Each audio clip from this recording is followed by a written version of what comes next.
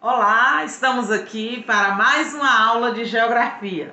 Então, hoje nós vamos estar dando continuidade aos nossos conteúdos, né? Eu deixei aí com vocês a atividade da trilha de conhecimentos geográficos. Espero que vocês já tenham concluído, já tenham postado lá na plataforma. E hoje nós vamos retomar aí a nossa parte de conteúdo. Vamos conhecer um pouquinho hoje sobre a formação do nosso país. Como se formou o território brasileiro, né? A origem, os primeiros povos, primeiras tradições, primeiros costumes. Então nós vamos estar dando hoje uma viajada no tempo aí e conhecer aí o nosso país um pouquinho mais de perto, né? Do seu início aí, de como foi formado, desde quando Pedro Álvares Cabral descobriu essas novas terras, né? Descobriu essa maravilha de país, essa maravilha de terra que é o nosso país, que é o nosso tão querido Brasil. Então hoje nós vamos ver aí como se regionalizou o Brasil e como formou o seu território. Então a formação do extenso território brasileiro é uma consequência de um longo processo de expansão, né, resultante aí do contato entre povos locais e colonizadores europeus. Ao estudar, né, esse processo, devemos lembrar que os colonizadores portugueses foram se apropriando das terras que hoje constituem o Brasil. Então, descoberto aí por portugueses, né? Em viagens em busca de novas conquistas, naquele tempo, por volta do século de 1500, os portugueses saíam mar afora, né? Navegando pelos oceanos em busca de novas conquistas, de novas terras.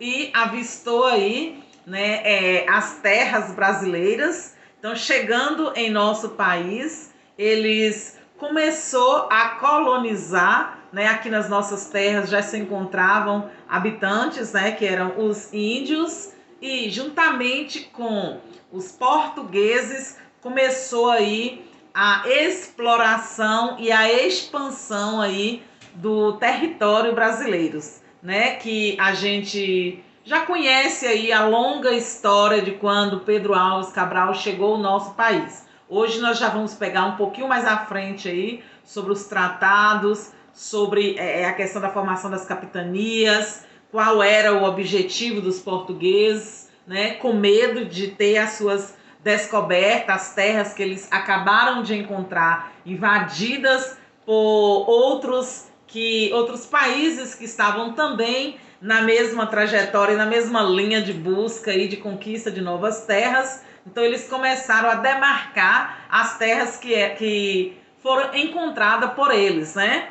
E nessa demarcação de novas terras surgiu aí as capitanias hereditárias, o Tratado de Tordesilhas, que limitava aí, né, as terras descobertas, como seria governado, como seria administrada essas terras, para que os holandeses, os franceses, que também estavam navegando em busca de novas conquistas, chegasse e apoderasse daquelas terras que eles tinham acabado de descobrir. Então vamos aí conhecer um pouquinho da formação do nosso território. Então nós temos aí Tratado de Tordesilhas, como eu coloquei para vocês aí. Por meio desse tratado, os portugueses e espanhóis dividiram entre si as terras descobertas para assim poder protegê-las. Como os portugueses não conheciam muito bem o território que colonizariam, né, que eles tinham acabado de descobrir, as fronteiras ainda não estavam muito bem definidas para garantir o poder sobre essas terras ocupadas, explorá-las e protegê-las também da invasão de outros povos. Então, os franceses, holandeses e espanhóis, desde 1534, que eles estavam também na busca por novas conquistas. Então, a coroa portuguesa dividiu o território em capitanias hereditárias, né? Capitanias hereditárias, para garantir o poder sobre essas terras ocupadas e protegê-las de outros conquistadores. Esses territórios eram divididos e governados por pessoas da autoconfiança da corte da coroa portuguesa. E com a expansão territorial, né, que inicialmente dominada aí pelos portugueses, que ainda não sabiam a grandiosidade das terras descobertas, né, que o Brasil ele tem dimensão aí continental, né, olhando pela sua extensão territorial.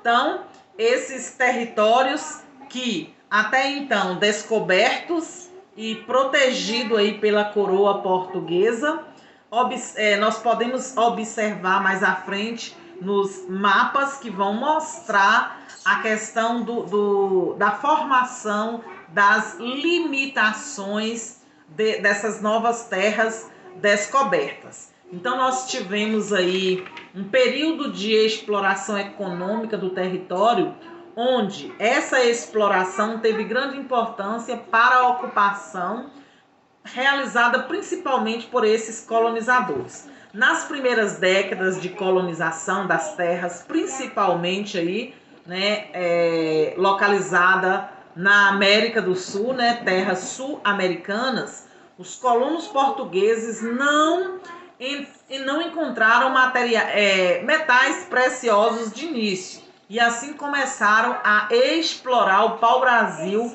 ao longo do litoral do nosso país. Grande riqueza natural aí do nosso país, foi uma das primeiras explorações aí pelos portugueses em nosso país, foi o pau-brasil.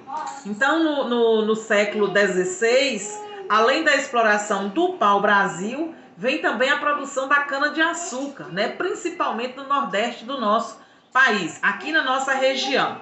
Começou a ganhar importância a nível nacional e também para o continente europeu também, nesse período de ocupação colonial que concentrava principalmente no litoral do nosso país. Então, a partir do século XVII, a expansão da colônia acompanhou o crescimento principalmente das atividades econômicas, né? A produção da cana-de-açúcar em algumas áreas do Sudeste, a pecuária em direção ao interior, a busca, né, por sertões produtivos, a questão da produção agrícola também cresceu muito nesse período. Então, a expansão da pecuária, principalmente aí em territórios centro-oeste, né, na região amazônica, e tivemos também aí um crescimento muito grande da economia, né? Começou a se movimentar a economia dentro das terras que começavam a ser colonizadas, começavam a ser exploradas pelos portugueses e espanhóis que tinham acabado de conhecer, de descobrir o nosso país. Então, no século XIX, desenvolvia-se no território um conjunto aí de atividades econômicas importante para a produção do café no Sudeste. Produção de café, produção de cacau, de algodão no Nordeste, que também balançou muito a economia nacional naquele período, e juntamente com a formação, né, de nações independentes entre aí o território brasileiro e outras terras descobertas aí no continente americano. Então nós podemos observar, né, que foi um período intenso, no período de colonização do nosso país, onde muitos países contribuíram para essa colonização, e nós vamos ver agora como hoje se encontra regionalizado, dividido politicamente o nosso país. Então, qual a finalidade? Qual é a regionalização atual do nosso país? Que critérios foram utilizados para regionalizar e dividir o nosso país? E será que a regionalização foi sempre assim? Será que a regionalização do nosso país desde o início se deu aí com as 5 regiões que temos hoje? Então vamos conhecer um pouquinho agora sobre a regionalização do nosso país. Então em 1942 foi aprovada a primeira divisão regional do Brasil, em 5 grandes regiões: Norte, Nordeste, Leste, Sul e Centro-Oeste. Essa divisão usava como critério as características naturais de cada região, de cada povo, de cada lugar, de cada estado. E com a junção desses critérios formou-se as regiões. Então, a regionalização oficial do Brasil.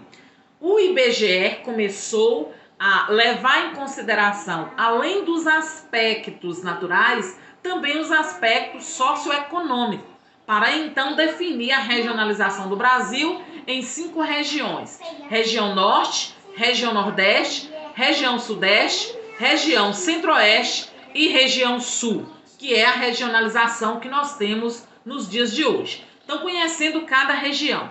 A região Norte, maior extensão territorial, a maior região do nosso país em extensão territorial.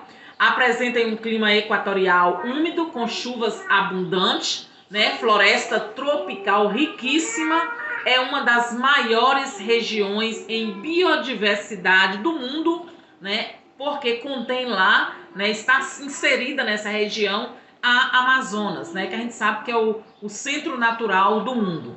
Nós temos aí algumas características dessa região, que são as planícies. Nós temos aí o cultivo de alguns produtos que faz parte dessa região. Temos aí a região Nordeste, que é a região onde está inserida, né, o nosso estado, a Bahia. E nessa região nós temos aí clima predominante tropical, ou seja, um clima seco, né, semiárido, com chuvas razoáveis. Nós não temos uma abundância muito grande de chuva. É uma região que ocupa a maior costa litorânea do país, região turística, região de pouca industrialização, né? E com uma produção também bem destacada aí no nosso país. Nós temos aí como principal características, né? Nós temos aí a Caatinga, algumas imagens que retratam as características da região Nordeste. Temos a região Centro-Oeste, uma vegetação característica, cerrado, né? Clima também tropical, verão chuvoso, inverno seco. Temos uma economia que gira em torno da agropecuária, né, como maior destaque. Aí está algumas características dessa região que vocês podem estar observando. Temos também a região Sudeste, que é a região mais industrializada do nosso país, a região mais desenvolvida economicamente, mais populosa também, né? Apresenta aí um clima típico tropical nas regiões mais altas e com uma atitude mais amenas aí. Mata Atlântica nessa região, um dos biomas brasileiros de maior destaque. Nós temos aí algumas características dessa região. Nós temos a região Sul, clima subtropical predomina, economia diversificada, uma vegetação de matas de araucáias, né, com bastante destaque aí também na pecuária. Região Sul, aí está algumas características dessa região. E aqui nós temos a caracterização geral das 5 regiões, né, mostrando aí imagens que caracterizam as 5 regiões brasileiras. Então, a nossa aula de hoje, né, vai ficando por aqui, trazendo essas informações sobre a regionalização do nosso país. Não finalizou o nosso conteúdo, né, o conteúdo é um pouco extenso. Depois a gente vai trabalhar separadamente cada região, entender melhor a divisão política do nosso país. Então, até a próxima aula e uma boa aula para vocês. Até!